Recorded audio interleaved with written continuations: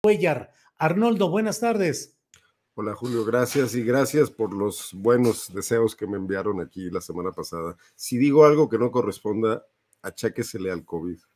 Hola, Ahora lo agarramos de pretexto, Arnoldo. Yo también cada que hay alguna cosa digo, pues es el post-COVID largo, ya ves lo complicado que es. Así es que bienvenido, Arnoldo, y qué bueno que estás puesto. Y disculparemos todo, con COVID o sin COVID. No te preocupes, Arnoldo. Correctísimo. Gracias. Arturo Rodríguez. Arturo, buenas tardes. No, ya no, maestro, nada más era saber su opinión. Perdón. Buenas tardes. Bueno. Una disculpa, es que tenía una llamada y estaba aquí complicado. Pero si quieres, tómala y vamos ya, órale. Ya colgué. Muchas gracias, Julio. Arnoldo, qué gusto verte por acá, ya completamente restablecido. Se notaba desde esos tuitazos, como dicen los muchachos, ¿verdad? Esos perros tuitazos que estabas recetando desde el fin de semana. Así que me da mucho gusto que ya andes por acá. Y como siempre, un gusto saludar a Temoris Greco. Así es. Gracias, Arturo. Temoris Greco, buenas tardes. Hola, Julio, Arnoldo, bienvenido de vuelta, y Arturo, qué bueno que nos encontramos como cada martes. Bien, muchas gracias. Además, un saludo a Dani Barragán, que lo hace siempre espléndidamente bien. Sí, siempre lo hace muy bien, Dani. Yo no sé si recortando aquí algunos rollos la incorporamos y hacemos una mesa de 4, ustedes digan. En este momento salgo de escena y dejamos a Dani para que ella participe y coordine. Con mucho gusto, hombre. Arnoldo, 26 de julio. ¿Qué evocaciones tienes de la Revolución Cubana? Y te lo pregunto porque hoy el presidente de México en la conferencia mañanera de prensa hizo un homenaje, recordó el asalto del cuartel Moncada y estuvo Amaury Pérez, el cantautor cubano. ¿Tú qué recuerdos tienes de la Revolución Cubana, de lo que fue en tu juventud, de lo que es ya en una visión madura actual, Arnoldo? Hace poquito, ¿no? Más o menos. Sí, ya es un brinquito apenas, de meses. Julio, creo que somos de la generación que creció o que despertó a la política en México bajo la influencia del entusiasmo que desató la Revolución Cubana, el Che Guevara, muchas cosas que venían ahí, lo que había pasado en Colombia, autores como Camilo Torres, que hoy no se recuerdan ya tanto, ¿no? El sacerdote colombiano. Que pues leímos eso y salimos a querer hacer o vivir o ver la política de forma distinta en un México que lo más de izquierda que teníamos era, creo que Porfirio Muñoz Ledo y Francisco Javier Alejo, bueno, oficialmente hablando, ¿no? Sí. Porque los demás estaban en la cárcel o estaban, como decía el poeta Efraín Huerta, unos en el poder y otros en la cárcel, ¿no? Sus maestros de marxismo. Pero yo creo que ya nosotros y la Revolución Cubana somos todo aquello que criticábamos en los años 70 y 60 tardíos, ¿no? Yo no veo, el presidente es un gran provocador, es un agitador propagandista y sin duda lo que hizo hoy en la mañanera, pues manda un mensaje que ya sabe que va a provocar reacciones en sus críticos, que va a traer una serie de cosas y que se mantiene esta idea de que él no va a hacer lo que está pasando en Cuba, pero sí mantiene vivo el ideal de la izquierda latinoamericana que se enfrentaba al imperialismo norteamericano, que trataba de romper aquel esquema de América para los norteamericanos. Mensaje también a Estados Unidos en este momento de discordias comerciales, Arnoldo. Pero yo creo que ahí hay dos pisos de la realidad, ¿no? Acuérdense que en estos temas, esa vieja política en la que era experta el Imperio Británico, que además creo que los norteamericanos han heredado, y más un viejo político como Biden, saben que pueden dejar que ciertos gestos corran cuando en realidad no se afectan intereses reales, ¿no? No sé si ustedes se acuerdan de aquella frase de Jesús Reyes Heroles a Luis Echeverría, que si mal no recuerdo provocó su salida de ese gabinete, cuando le dijo que, no, o fue a López Portillo, Julio, ya no es el post-COVID, es la amnesia sencillamente, cuando le dijo que no provocara de palabra a quien no pensaba afectar de obra, señalando una disputa con los empresarios de Monterrey, ¿no? Entonces, me parece que ese simbolismo que maneja López Obrador le sirve muy bien para mantener el liderazgo en la agenda, en el discurso y traer a todo mundo donde él quiere que esté. ya que se acerca el fin de este sexenio, creo que López Obrador pinta para ser un gran productor de un programa de televisión que no sé si lo vaya a contratar Salinas Pliego o Azcárraga, porque con los dos se lleva bien, o Slim en su nueva plataforma, porque sin duda es uno de los programas más exitosos, esta combinación de variedades con provocación política, con ataques, con polarización premeditada y dirigida, como esto que ocurre con el tema de los periodistas, ¿no? Pues mantiene a un segmento muy importante de la población, además a un segmento politizado, súper atento, hablando de esos temas y distraído de todo lo demás, porque ahí no se está tocando ningún tema real en profundidad de las muchas cosas. Es increíble, por ejemplo, que hoy el tema de los asesinatos en el recuento de INEGI, la cifra oficial correspondiente al 2021 de homicidios dolosos, no haya ocupado más espacio y que no esté impactando en el debate público, si en realidad están disminuyendo y esto es real, si la baja es marginal, si es significativa, si se están atacando las causas de fondo, si solamente es una oscilación que pudiera regresar en momentos posteriores, para estar hablando de esta disputa del TEMEC, que no deja de ser un asunto procedimental, perfectamente previsto, que no es ningún drama, que están dentro de los mecanismos, la letra pequeña y todo lo que se firmó con los Estados Unidos. Y que me parece interesante además que ocurra porque ¿cuándo fue noticia con Salinas de Gortari que hubo controversias por el tema del Tratado de Libre Comercio, con Cedillo, con Fox? Y probablemente las hubo, pero no estaban en las primeras páginas de los periódicos, porque hace no mucho hubo una, no sé si la recuerdan, ya con Andrés Manuel López Obrador, sobre el tema del fraude sindical de la CTM en General Motors, que obligó a repetir la elección.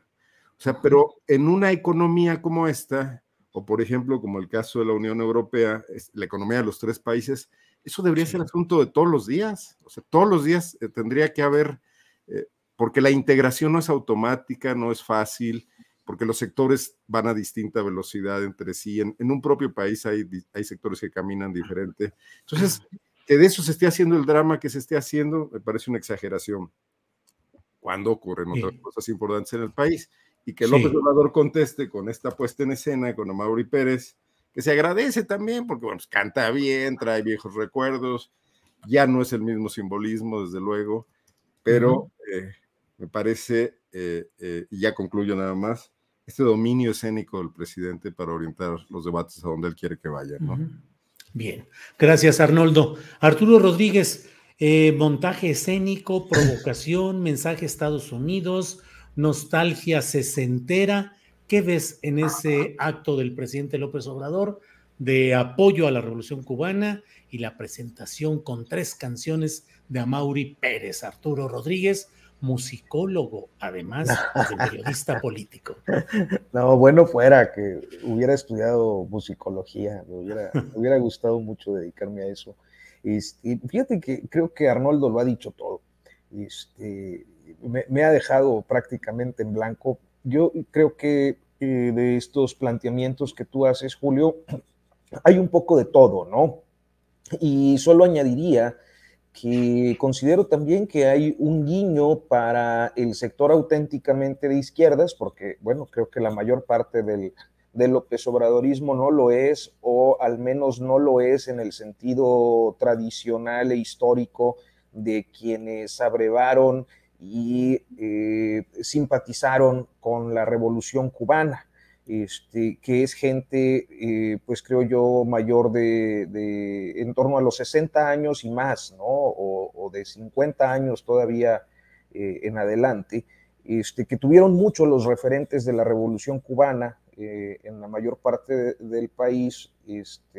Creo que en la Ciudad de México todavía hay muchos islotes con pues referentes a ese periodo de esperanza, de cambio, de transformación, y que bueno, pues en un contexto que ya ustedes han ilustrado de manera muy clara en relación a las discusiones con los Estados Unidos sobre este acuerdo comercial, en relación pues también a ciertas reivindicaciones implícitas y explícitas que perturban a pues las buenas conciencias de los sectores más conservadores de este país, que han visto siempre a los gobiernos de orientación social con mucho recelo, miedo, inclusive terror, y con el paso del tiempo creo que inclusive con odio y repulsión,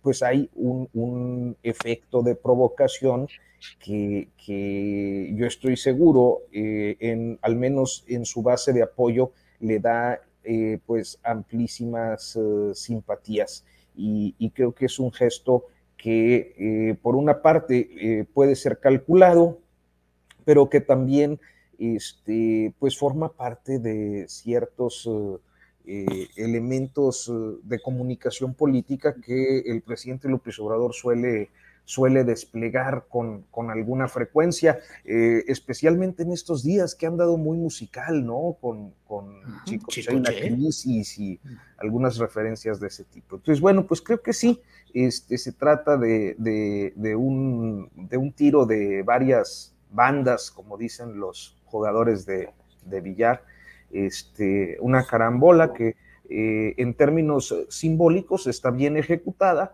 en términos de efectividad, pues sí, es decir, de efectismo, pues sí, y que sin embargo pues tampoco es relevante en términos reales, es decir, que haya tenido este gesto el día de hoy, pues no creo que tenga ningún impacto en la política exterior o en las relaciones comerciales con otros países. No creo que sea una definición de un régimen que se encamina a establecer el socialismo o el comunismo, que tanto espanta en los discursos trasnochados de la retórica conservadora.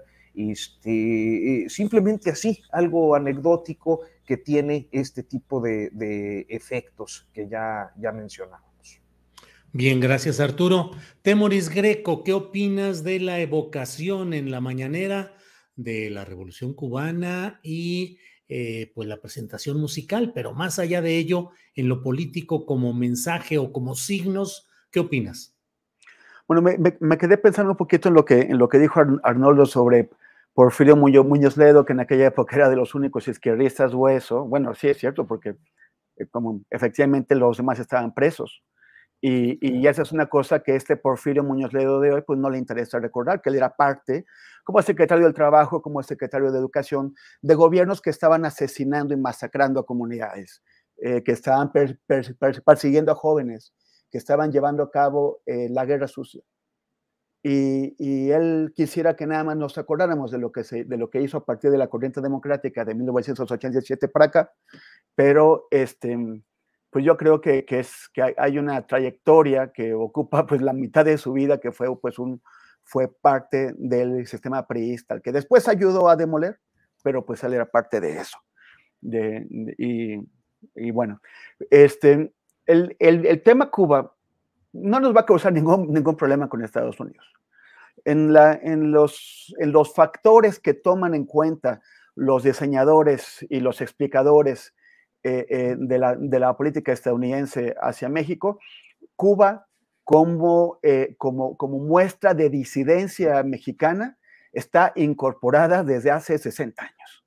O sea, no es para ellos absolutamente ninguna novedad. Los únicos que quisieron cambiar eso fueron Fox y Jorge Castañeda cuando era su canciller, y así les fue, salieron raspados, salieron humillados y burlados, sobre todo con aquel episodio del come si te vas.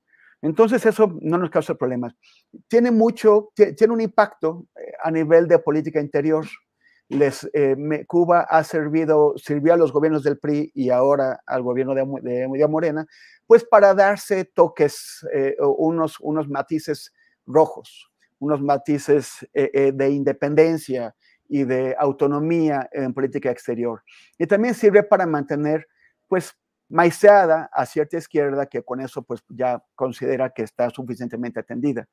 Pero esa izquierda, yo creo que son sectores cada vez menores, porque para algunos la revolución cubana y la defensa de la revolución cubana sigue siendo anatema, sigue siendo algo en lo que no te puedes meter, sigue siendo un arma arrojadiza para atacar a supuestos disidentes, para tratar de poner en orden a quienes subrayan que existen otras cosas a considerar y no solamente los intereses de la gerontocracia que controla a la revolución cubana, al régimen revolucionario cubano.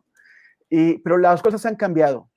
El 1 de diciembre de 2009 fue el 50 aniversario de la entrada de Fidel y de los revolucionarios en La Habana. Y muchos fuimos a Cuba y pues muy interesados porque también eran estaba a punto de tomar posesión Barack Obama y Barack Obama había dicho que iba a terminar con el bloqueo y estaba haciendo una apertura que generó muchísimo nerviosismo en el régimen revolucionario. Quienes fuimos a Santiago de Cuba, porque escogieron celebrarlo no en La Habana, sino en Santiago, donde empezó la revolución, bueno, donde fue el primer hito de la revolución en el 53 con el asalto al cuartel Moncada, pues escogieron hacerlo ahí en el Parque Central de Santiago y para sorpresa de tanta gente que fuimos esperando poder atestiguar los festejos, la entrada al parque estuvo restringida solamente a invitados entonces el pueblo y los asistentes pues quedamos excluidos, tuvimos que buscar dónde verlo por tele. Y entre los excluidos fue muy interesante que la mayoría de los visitantes resulta que eran argentinos, jóvenes argentinos. Y llegaron, o sea, yo creo que era el 90% de las personas que había llegado de afuera. Y esos jóvenes argentinos pues están acostumbrados a hacer las cosas de otra forma. Cuando vieron que no podían ingresar al Parque Central, a los festejos, empezaron a improvisar como manifestaciones y protestas. Y llegó la policía y de inmediato los dispersó, los corrió, les dijo, habilitaron albergues, porque eran tantos que no había donde se quedaran, habilitaron albergues para ellos en estadios y los mandaron a las escuelas y a los estadios, váyanse para allá, porque Cuba no es como su país. Ustedes allá tienen el derecho de protestar, que quisieran que Argentina fuera como Cuba. Bueno, pues aquí ustedes no protestan y se van a su casa. Y el discurso que hicieron Raúl Castro y otros jerarcas de la revolución fue un discurso del miedo, fue un discurso del miedo ante el efecto Obama, fue un discurso de advertencia a los jóvenes que no se dejaran engatusar, que no se dejaran engañar por esta promesa vaga que era el baraquismo, el obamismo, y básicamente fue el de los señores que después de 50 años no querían dejar que la juventud tomara las riendas de la revolución. Y es una revolución que sigue enrocada en sí misma, que sigue cometiendo abusos de derechos humanos, en donde no hay medios de comunicación independientes, y en donde hay mucha gente que está en la cárcel sufriendo torturas por la defensa de este régimen. Es muy importante. Una cosa, o sea, hay que pedir efectivamente el cese del bloqueo salvaje que hace Estados Unidos contra Cuba. Por esto no se contrapone con pedir libertades y respeto a los derechos humanos en Cuba. De hecho, ambas peticiones son complementarias. Bien, gracias, Temoris. Arnoldo Cuellar, Arturo y Temoris, déjenme poner un videíto de algo de lo que dijo el presidente de la República, lo que ha dicho en relación con este tema desatado luego que la reportera Reina Aidé le dijo a Hans Salazar, cállate palero, y de ahí se ha derivado una discusión que ha llevado al propio presidente de la República a establecer lo que desde su punto de vista debe ser el periodismo con compromiso y con una definición específica. Por favor, Andrés, pongamos este video y ahorita platicamos. O sea, el que un periodista participe, simpatice en una causa no es ningún delito. No, siempre y cuando sea periodista, presidente, porque No, el asunto es que es muy sencillo levantarse y aplaudir. Esa es la visión de proceso. Y fíjate que ni siquiera de ahora, de siempre. El periodismo no debe ser afín al poder.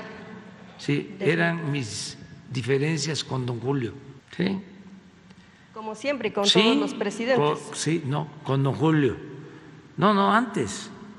Don Julio, mi gran amigo, un extraordinario periodista. Y yo con don Julio, con todo mi cariño y respeto, no coincidía en eso, porque él decía que el periodismo no tenía por qué tomar partido. Y yo sostengo que sí. Cuando veo que hablan de que son independientes, me dan desconfianza. Presidente, y los que surgen... Pueden ser que sean independientes del pueblo, no del poder. Arnoldo Cuéllar, ¿qué opinas de esa postura del presidente de la República? Aquí hay un debate de mucho fondo, y no es entre López Obrador y los medios, es entre el poder y la opinión pública, ¿no? Y no es nuevo, digamos, tiene toda la modernidad, ¿no? El presidente quiere periodistas que se comprometan con su movimiento porque él está haciendo las cosas bien, es su discurso, porque él quiere cambiar de fondo este país que ha tenido profundas injusticias. Pero entonces él quisiera que quienes nos decimos o se dicen progresistas y que han peleado por esto y que han combatido a gobiernos autoritarios o gobiernos corruptos, etcétera, como los del PRI, o gobiernos violentos como los del PAN y corruptos además, se sumen a su causa, así acríticamente. La menor discrepancia, el decirle, oiga, presidente, pero pues hay corrupción en la Semarnap o en la Profepa o en donde sea, su respuesta es, no, pero no somos iguales. Ya estábamos cambiando, lo que pasa es que nos dejaron un cochinero, o sea, 4 años después, ¿no? Pero ni siquiera escucha el tema puntual de decirle, no, aquí están las pruebas, aquí hay corrupción. Pero te pasó a ti, Julio, ¿no? Y nada más te dijo, está bien, ya expusiste tu verdad, órale, a otra cosa. La verdad es que la revolución y la transformación que encabeza López Obrador es discursiva, no ha calado en la realidad más que mínimamente, ¿no? Lo vemos en su partido y lo vemos en su gobierno. Entonces,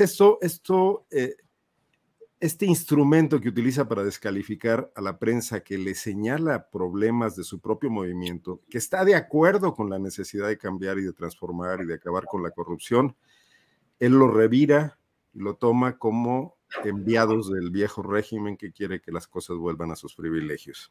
Y nos mete en una trampa discursiva de la que habría que salir ya. Luego tiene esta complacencia para que quienes le ponen las bolas que le gusta batear y se orientan a los temas donde él profundiza en críticas válidas o no, en descalificaciones en ocasiones incluso excesivas o sin muchos elementos o reiterativas, pues reciben este trato de aliados del movimiento, de periodistas que están siendo útiles.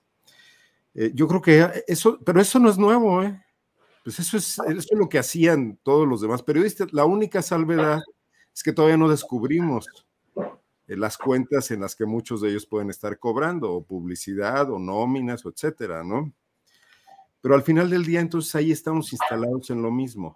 Un gobierno verdaderamente transformador, autocrítico, revolucionario, tendría que aceptar la crítica, porque además no es dueño de la verdad. Ningún gobierno puede ser dueño de la verdad, ningún liderazgo, ningún movimiento, menos masivo.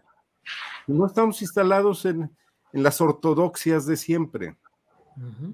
Y entonces, pues, ni modo, contra lo que el presidente López Obrador piense, la chamba de esta prensa, que no tiene nada que ver con la que se enriqueció siendo cómplice del poder, tendrá que seguir siendo la de ser incómodos, ¿no? Y la de sufrir esta incomprensión del poderoso que pues mucho nos honra y nos valida, ¿no? Y también luchar porque no nos confundan con Loret de Mola. que nos patrocina Aureoles y que ganamos millones de pesos porque estamos haciendo una labor sicaria, de periodismo sicario, ¿no? Claro. Pero esa es la batalla en la que nos metimos, y yo digo que no hay que quejarnos, pero tampoco hay que callarnos, ¿no? Y por cierto, sí, mi solidaridad con Reina Aide Ramírez, que es una periodista que no necesita defensa, que en Sonora trabaja por muchas causas importantes y que trabaja sobre todo defendiendo los derechos de sus compañeros periodistas. Tiene un colectivo en la que apoya mucho a mucha gente que enfrenta problemas con sus empresas o con las fuentes oficiales, ¿no? Gracias, Arnoldo. Arturo Rodríguez, periodismo palero, periodismo independiente, periodismo útil. ¿Qué hacer y de qué lado estar? Ahora se dice, no hay que ser tibios ni medias tintas, hay que definirse. Bueno, yo creo que atiende a una concepción tradicional de el poder, efectivamente, que busca que sus mensajes sean replicados y que estos no sean pues sometidos a un escrutinio como corresponde al ejercicio de el pluralismo en cualquiera de sus expresiones y naturalmente de la libertad de expresar ideas.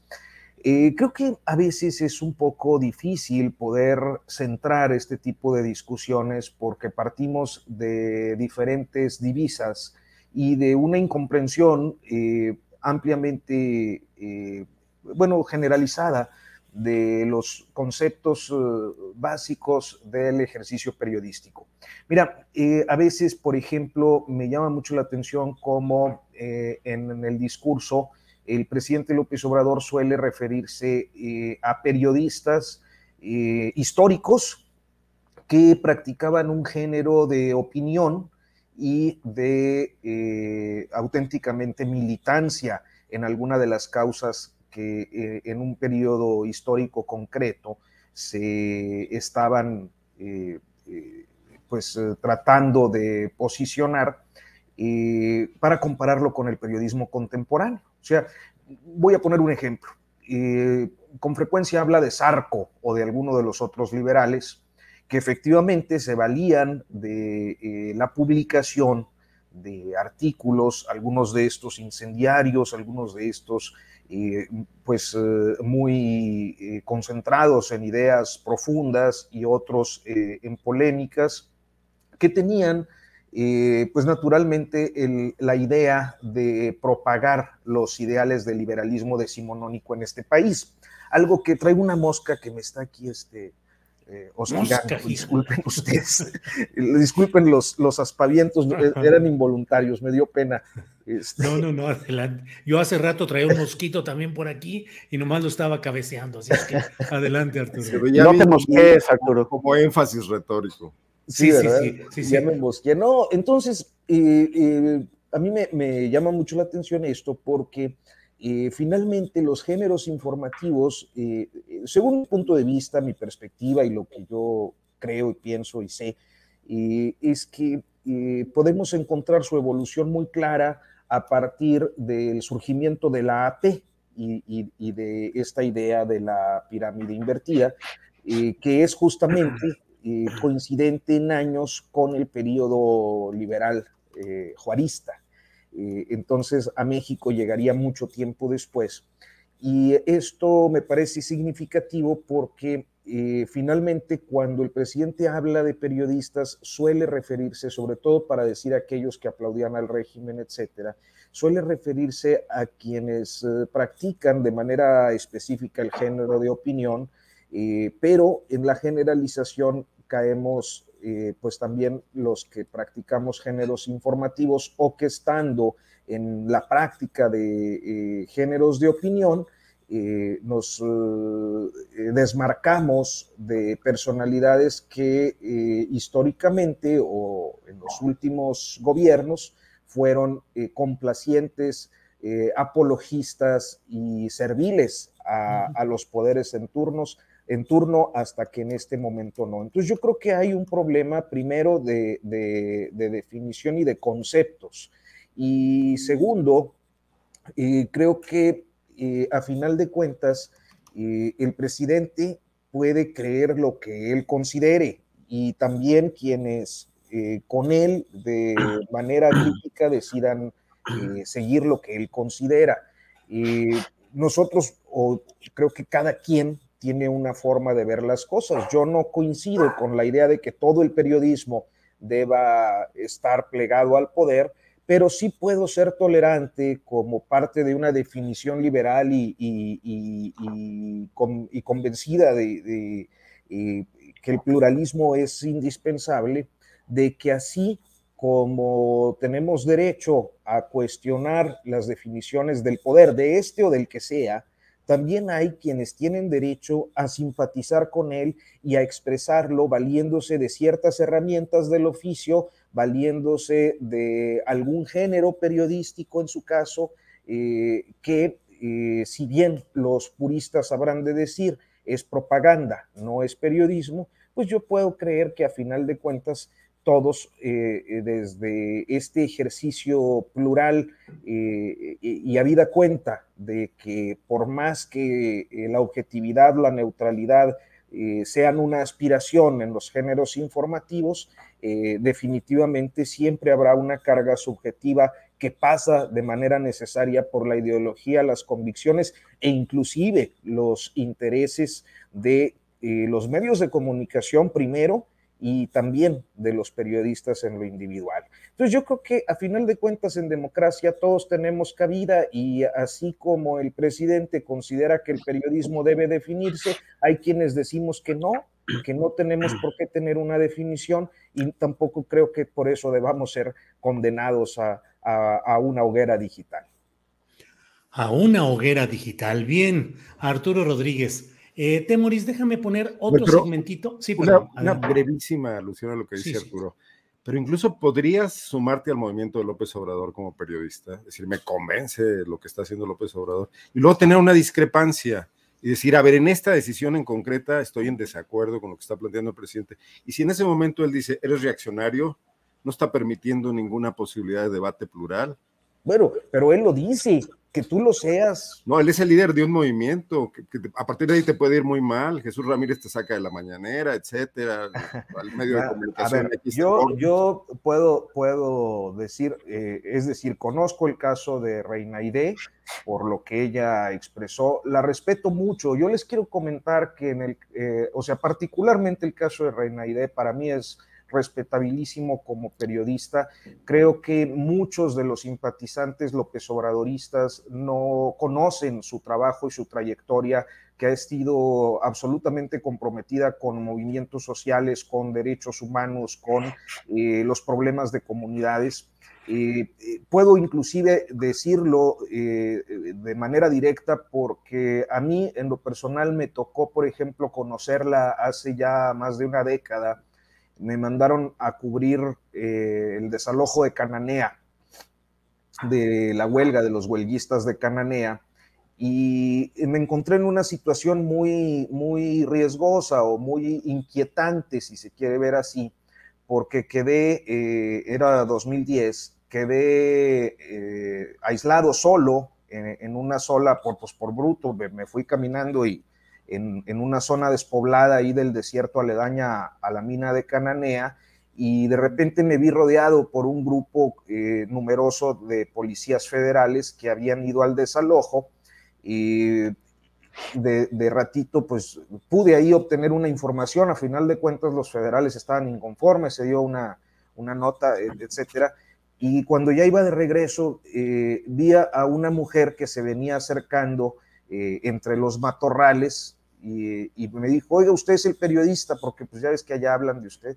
y le digo, sí, y me dice, pues es que me dijeron que lo habían agarrado los federales, y tenga cuidado, aquí los compañeros no se meten por nadie, y muchos están arreglados con el gobierno, y no sé qué. Así nos conocimos, acabamos coincidiendo en esa cobertura, y yo creo que la anécdota para mí la retrata tal como es, solidaria, entrona, siempre del lado de las causas justas de la sociedad y del movimiento social. En mi experiencia, aún conociendo el caso de Reina Aidé, y dicho esto sobre lo que yo pienso y sé y me ha tocado atestiguar de su trabajo profesional, puedo añadir que personalmente yo nunca me sentí excluido, por el contrario, que cuando que no me daban la palabra, pues eso también es un criterio del presidente, pero en ningún momento percibí, y al menos creo que el caso de Reina Aide es el primero que conozco en esos términos, que hubiera algún tipo de castigo o sanción sobre periodistas para entrar o para participar en la conferencia matutina. Esa es mi vivencia, pues, durante el tiempo que me tocó estar en la fuente presidencial. Y honestamente tampoco sé cuál es la explicación que podría dar Jesús Ramírez al respecto, porque me parece que con todo y que pues realiza un trabajo de comunicar o de contribuir a la comunicación presidencial desde su posición, no me parece tampoco que haya sido alguien, digamos, intolerante al extremo de prohibir accesos o negar accesos a periodistas. Gracias, Arturo. Temoris, antes de pedirte tu opinión, déjame poner este breve video de otra declaración del presidente López Obrador. Los más avanzados llegaban al análisis de la realidad o a administrar el conflicto. Por ejemplo, algunos medios de comunicación, Proceso, era mostrar, exhibir la podredumbre, pero no cambiar la podredumbre, no transformar.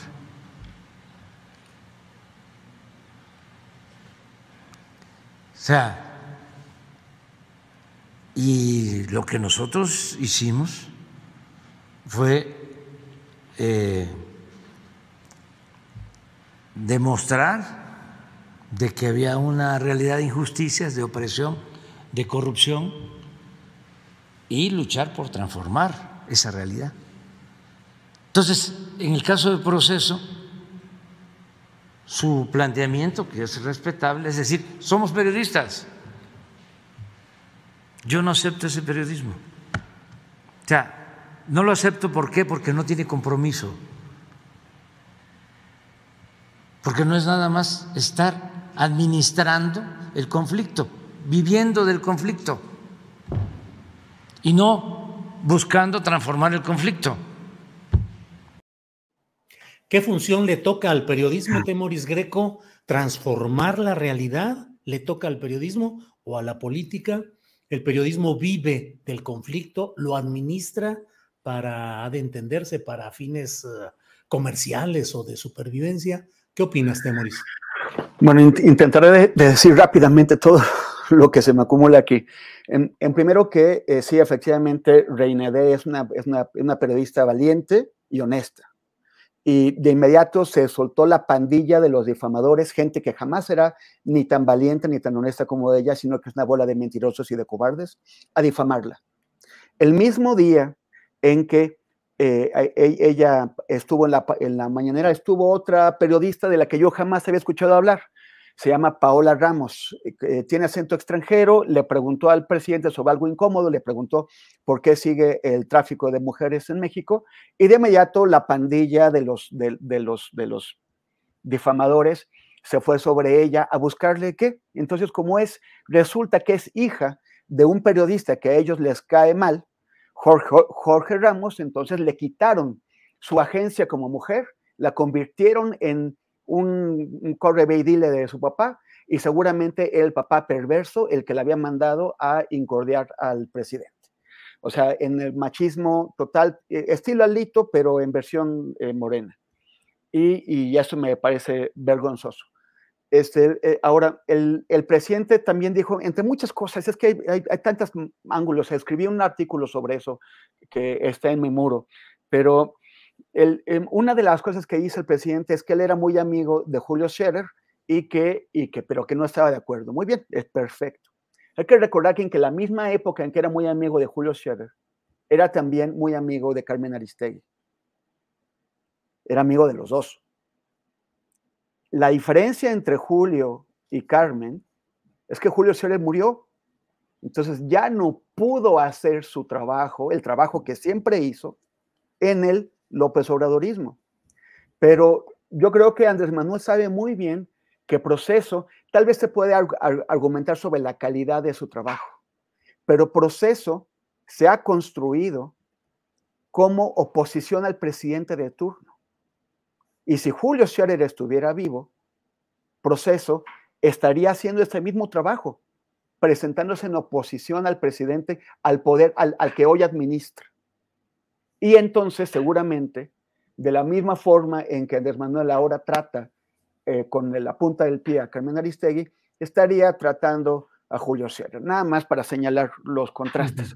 Y en cuanto al deber ser del periodismo, hay que insistir en lo que ya mencionó Arturo, que el presidente confunde periodismo, los géneros informativos del periodismo y los géneros de opinión del periodismo. Son distintos.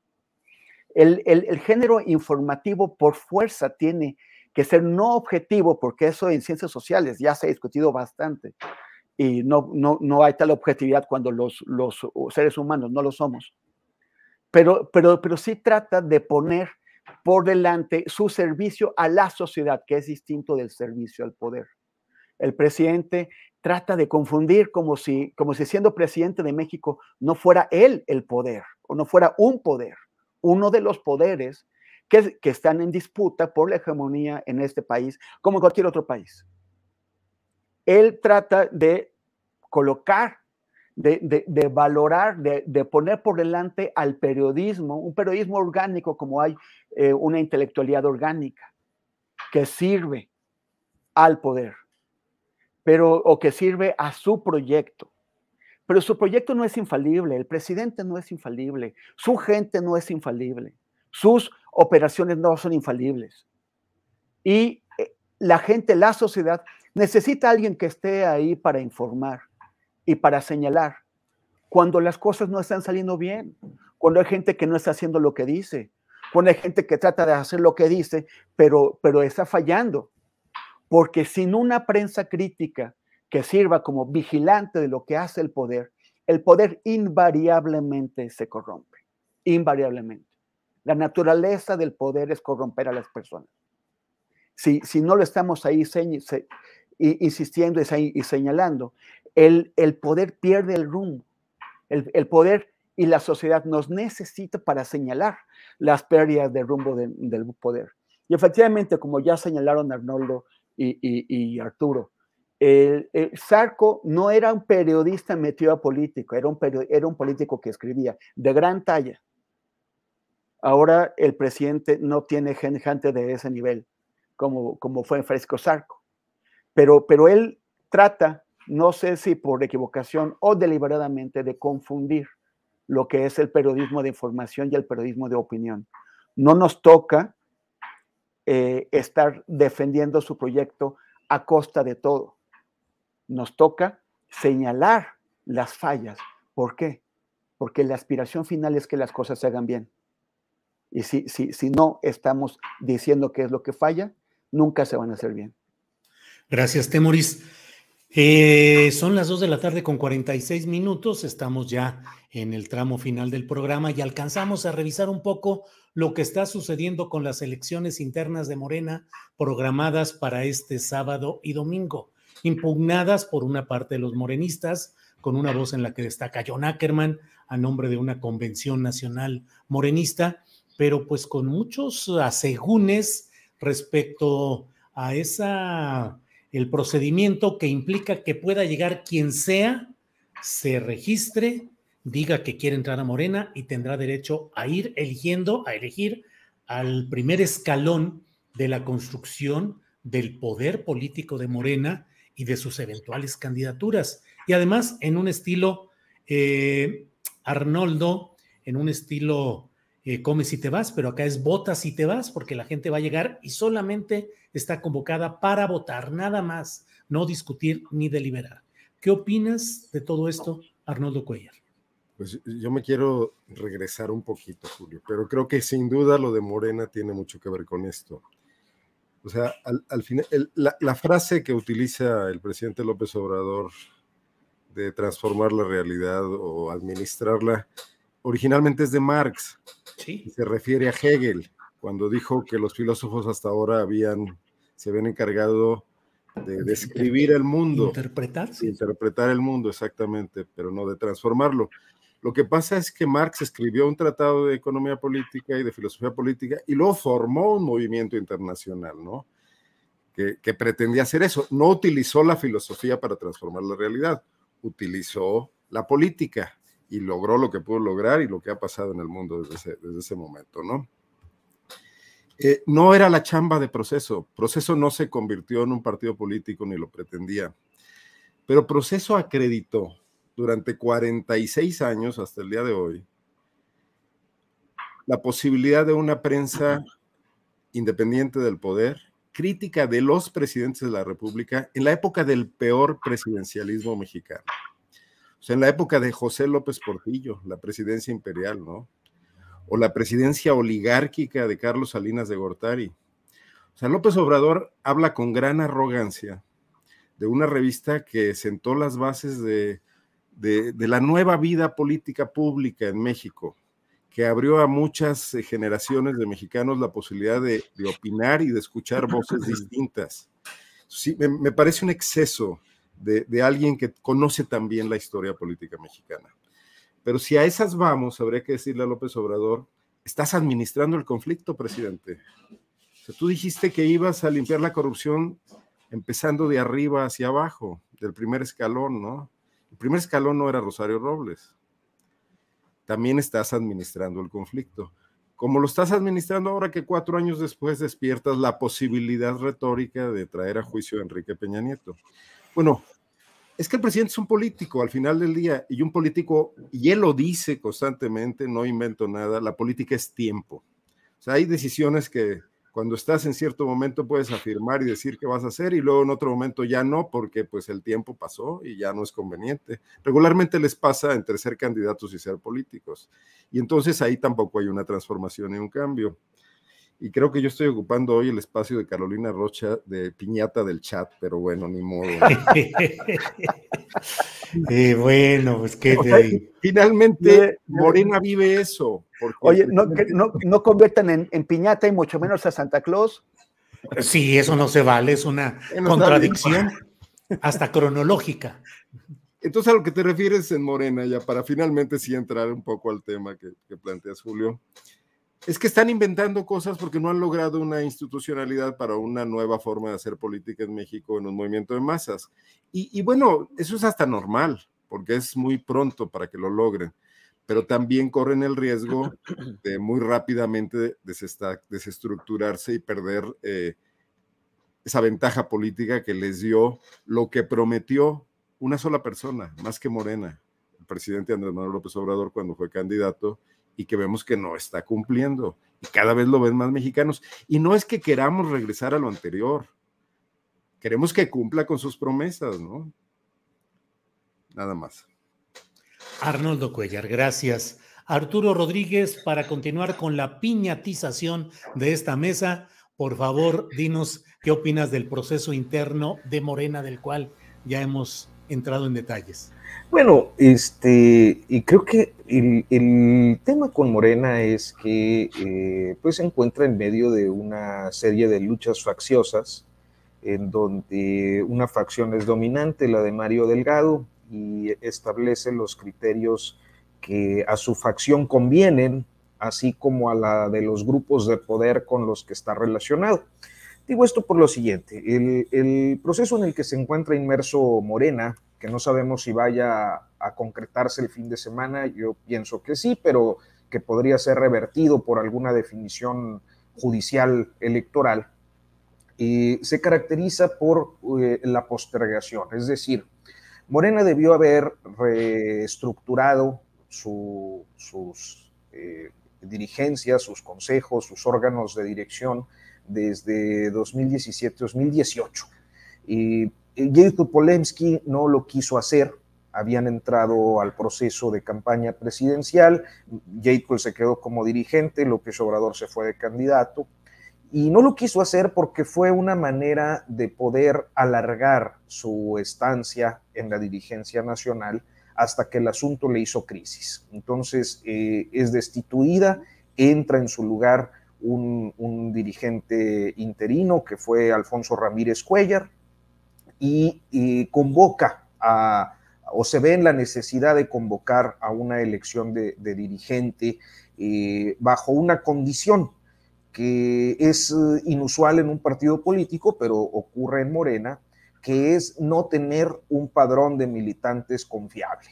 ¿Por qué? Pues porque no había realizado su reestructura, porque no había realizado su proceso de reafiliación, tenían muertos, tenían menores de edad, tenían pues datos poco confiables. Entonces el padrón de Morena era un desastre, y como era un desastre, lo mandan a un atropellado proceso de encuestas que solo dejó satisfecho a la facción de Mario Delgado, porque pues quedaron muchas dudas en el ambiente, incluida la inconformidad que para algunos cuadros morenistas destacados, fundadores y con una presencia histórica en la militancia de izquierdas, incluido pues el reclamo por la intromisión del INE en sus procesos internos, particularmente en ese, en el que Mario Delgado queda como dirigente nacional. Entonces llega a la dirigencia y tiene un mandato judicial por realizar algo que por ley todo partido político debe realizar, que es este proceso de afiliación y de renovación de sus órganos dirigentes. No lo hace, lo intenta hacer en octubre mediante una serie de chicanadas que son impugnadas inclusive por integrantes del Comité Ejecutivo Nacional, destacadamente por Xóchitl Zagal, pero también por militantes fundadores de larga militancia en el López Obradorismo o en las izquierdas, como en el caso de John Ackerman y esta convención a la que ya hacías referencia, Julio, y en medio de esa conflictividad el proceso se vio frenado en noviembre, no se realizó. Lo postergan y lo plantean en este momento con un ardid retórico, que es la organización de las elecciones para el estado de Coahuila y el estado de México en 2023 y la presidencial de 2024, de manera que se meten a un proceso de reestructura finalmente después de todos estos años, en el que incurren precisamente en las irregularidades y en los problemas de complejidad estatutaria o de violación a las disposiciones estatutarias que motivan una gran inconformidad agudizada el fin de semana por una expresión que me parece de lo más desafortunado, y no sé si ciertamente haya sido un riesgo calculado o una expresión calculada por Mario Delgado y su gente, de argumentar una caída del sistema. Y es que entre el sábado y el lunes subieron y bajaron 4 listas, subieron 3 listas y las bajaron, y finalmente dejaron una lista que se fue depurando, y hasta donde yo sé, por la intromisión o los llamados de inconformidad de algunos gobernadores. Caso concreto, Miguel Barbosa, como ejemplo, molesto por la integración de la lista porque se les habían colado como congresistas o como postulantes al Congreso gente de Ignacio Mier, con quien tiene un pleitazo que, bueno, pues ya es de todos conocido. Entonces, este asunto de las facciones, de los grupos de poder, pues creo que ha dejado muy mal parado al morenismo. No creo que los morenistas inconformes vayan a apurar de la Cuarta Transformación y de su López Obradorismo, pero sí creo que es pues la antesala de un conflicto mayor que se irá a tribunales, y que en su momento puede costar respaldos o consensos y construcciones de unidad en torno a los procesos internos y electorales que están por venir. Gracias, Arturo. Temoris Greco, para esta parte final ya del programa. Son las 2 de la tarde con 57 minutos. Por favor, tu opinión respecto a las elecciones internas de Morena que serán este próximo sábado y domingo para elegir consejeros distritales. Temoris. Pues a mí me da mucha pena que, o sea, ya no es un partido nuevo, ni chiquito, ni débil, que sea incapaz de dotarse de procesos de renovación institucional serios, ¿no? O sea, el PRD, el partido surgido contra el fraude electoral, se caracterizó porque se hacían fraudes electorales entre ellos. Y Morena no ha encontrado la solución. ¿Cómo? O sea, ¿cómo se puede explicar que después Morena fue fundada en 2011, se hizo partido político en 2014, empezó a ganar elecciones en 2015? Ya no es un partido chamaco, tiene la presidencia de la República desde hace 3 años y medio.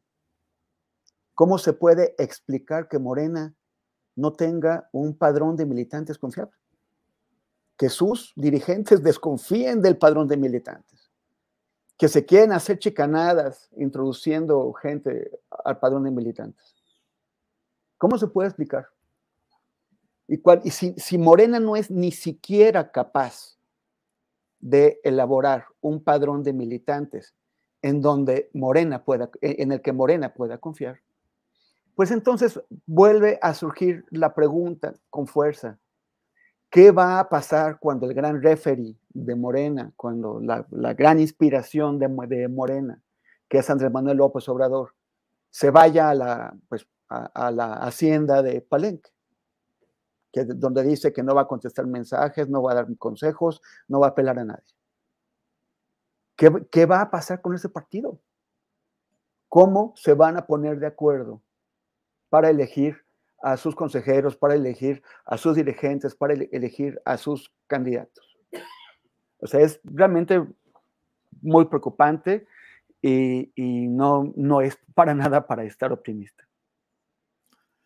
Bien, Temoris, pues gracias a los tres por esta mesa de periodismo. Lo que no sabe Temoris es que en búsqueda de figuras autoritarias ya está ahí en la imaginaria Dante Delgado, para ir a recoger lo que quede de los restos de esa gran fractura de Morena.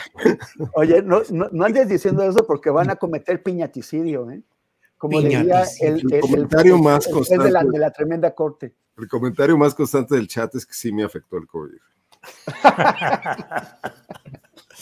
Pero fíjense cómo va evolucionando el análisis de la realidad política que hacemos como periodistas y cómo va cambiando de cuando había quienes nos acusaban, no hombre, esa es una mesa aplaudidora, solo están con las cosas de la 4T, son obradoristas, y va evolucionando, y conforme avanza los hechos a analizar y la visión crítica se va estacionando y va analizándolos, pues entonces cambian las cosas y de repente ya somos una mesa antiobradorista, derechistas, fachitos, conservas, quién sabe cuántas cosas. Bueno, seguiremos adelante. Arnoldo, gracias y buenas tardes. Julio, gracias. Hasta luego. Que sigas bien, que sigas muy bien, y tenemos ya el pretexto del COVID para echarle la culpa de lo que sea, Arnoldo. Me va a animar mucho el oxígeno de esta discusión, de esta plática. Oye, esa piñata sí está llena de caramelitos en forma de virus, ¿no? ¿O qué? Sí, imagínate. Así es. Arturo Rodríguez, gracias y buenas tardes. Buenas tardes, Julio. Un saludo a Arnoldo, afectuoso y solidario ante el desaguisado que se ha convertido ese chat en contra tuya. Está bien, hombre. No. Pero la próxima te toca. Sí, hay que turnarnos. Sí, me dan mis rozoncillos, no se crean. Ahí luego los veo que dicen que qué tipo tan aburrido y que no sé qué.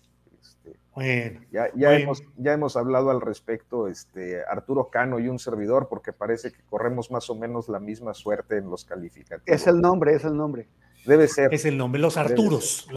No, pues es que hemos entrado en una etapa en la cual a veces periodismo se quiere entender como entretenimiento, como lo facilito, lo sincero, lo ya digerido, y que se presenta entre ruidos y entre, bueno, ya me voy a poner aquí. Parece que los Arturos son muy arturridillos.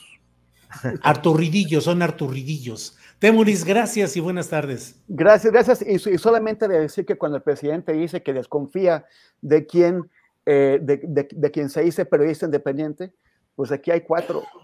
O sea, vamos a hacer una mesa, los desconfiables. Los desconfiables, exactamente.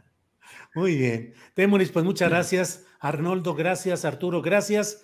Espero que nos veamos la próxima semana. Hasta luego. Saludos. Gracias. Gracias, muy amables. Bueno, pues esta ha sido la mesa de periodismo de este martes 26 de julio. Regresamos con Adriana Buentello. Adriana, ya estamos aquí de nuevo. Julio, pero de regreso y desafortunadamente con información complicada, Julio, porque la Fiscalía de Jalisco acaba de dar una conferencia de prensa y pues presentaron detalles de la investigación sobre la muerte o sobre el feminicidio de Luz Raquel, y una de las hipótesis, Julio, que acaba de presentar el fiscal es que fue un ataque autoinfligido, según estas investigaciones y con una línea del tiempo que estamos viendo en pantalla. Encontraron evidencia de que Luz Raquel compró en una farmacia botellas de alcohol y en una vinatería un encendedor. También presentaron videos en los que refieren que Luz Raquel manipuló las cámaras de vigilancia de su edificio y que posterior a esto aparecerían las pintas pues con las amenazas que posteriormente ella denunció. Y pues vamos a ver parte de lo que dijo hoy en esta conferencia el fiscal de Jalisco, Luis Joaquín Méndez Ruiz. Vamos a escuchar. Todavía el día de ayer se recuperaron algunos testimonios y pues bueno, entre las que podemos destacar tenemos las entrevistas por parte de los paramédicos que llegan al lugar de los hechos cuando les reportan que una persona se estaba quemando en las inmediaciones del parque.